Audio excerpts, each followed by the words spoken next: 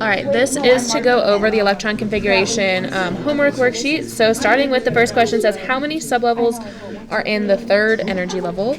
So our third energy level is going to be anything with a 3 on it. So that's going to be 1, 2, 3. So we have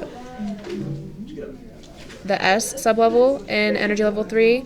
We have a D sublevel in energy level 3, and we have a P sublevel in energy level 3. So that would be 3. And then I just write them down, S, P, and D. I know I didn't do it in that order. And then how many electrons can occupy an orbital?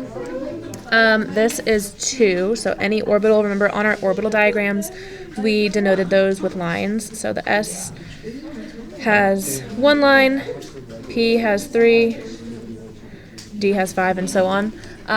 So each line can hold 2 electrons, and those lines represent the orbitals. How many orbitals are in the second energy level? So second energy level will be this one and here. So we have S and P. So we have this plus that, which would be 4 total orbitals. 2 from S and 3 from P. How many total electrons how many total electrons can be on the third energy level? So third energy level is what we already counted up here. So we have 1, 2, plus 10 would be 12, plus 6 would be 18. So that's from my S, P, and D sublevels. Then how many sublevels are on the first energy level? Just 1, which is my S sublevel. Next we have, what are the 4 basic sublevels? We've already answered that, S, P, D, and F. And then how many orbitals at each sublevel can exist at any one energy level? So this is where you don't have to memorize these numbers if you know how to read it from your periodic table. The S sublevel, which is this one right here, has 2 electrons at any given energy level. So energy level 1, 2, 3, 4, 5, 6, and 7. Since there are only 2 electrons at any given energy level for the S sublevel, both of those electrons can fit into 1 orbital, since 1 orbital holds 2 electrons. So there's only one, so I'm going to say S equals 1, only 1 orbital at any given energy level of the S sublevel. Then I'm jumping to P over here. Same thing here, we have 1, 2, 3, 4, 5, 6 electrons. Those 6 electrons can be paired 2 electrons per orbital. So that means for 6 electrons, I would need 3 orbitals for any P sublevel. So P, 3.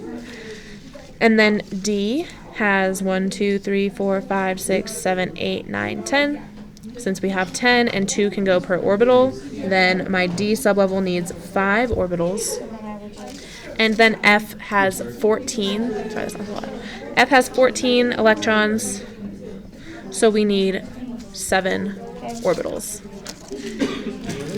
And then number 3 says, how many electrons in an atom of sulfur are on the second energy level? So for sulfur, I'm going to use this periodic table instead to help me. For sulfur,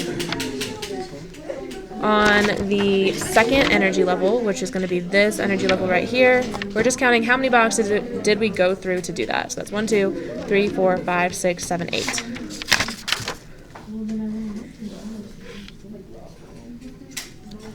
Number 4 says complete the chart for an atom of magnesium. So we're looking at magnesium. I'll use that same periodic table. Let me just change my color.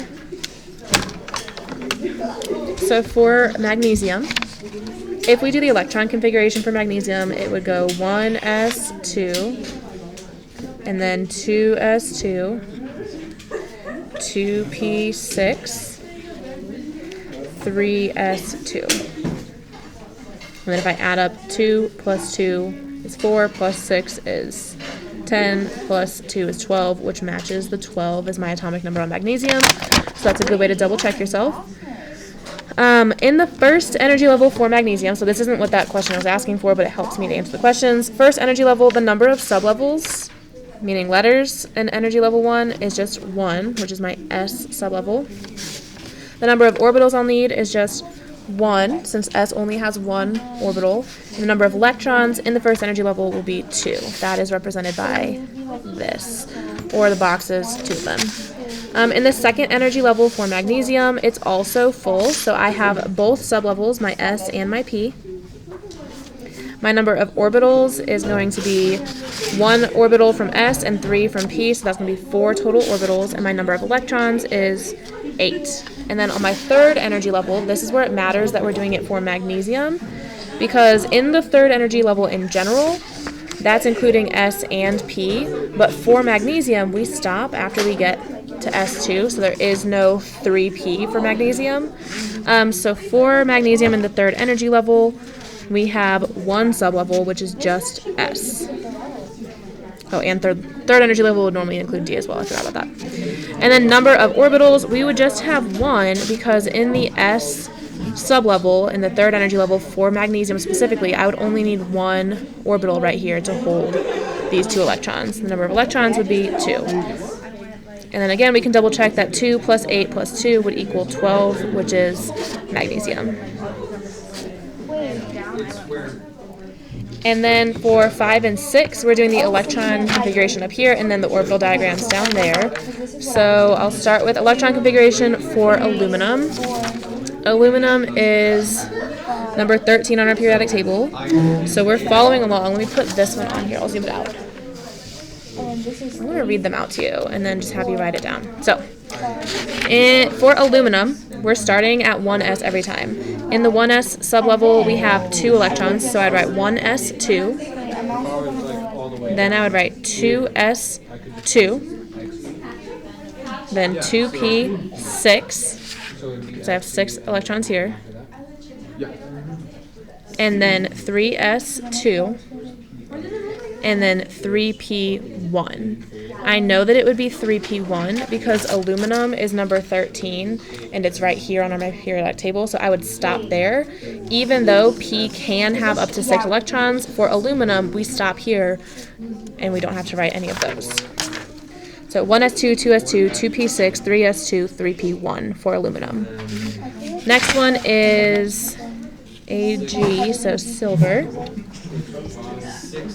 All right, the next one is silver Ag. So when we go through this, it's going to be 1s2, 2s2, 2p6, 3s2, 3p6, 4s2, 3d10, 4p6, 5s2, 4d1, 2, 3, 4, 5, 6, 7, 8, 9. Is that right? 4d9. And that's how we would end.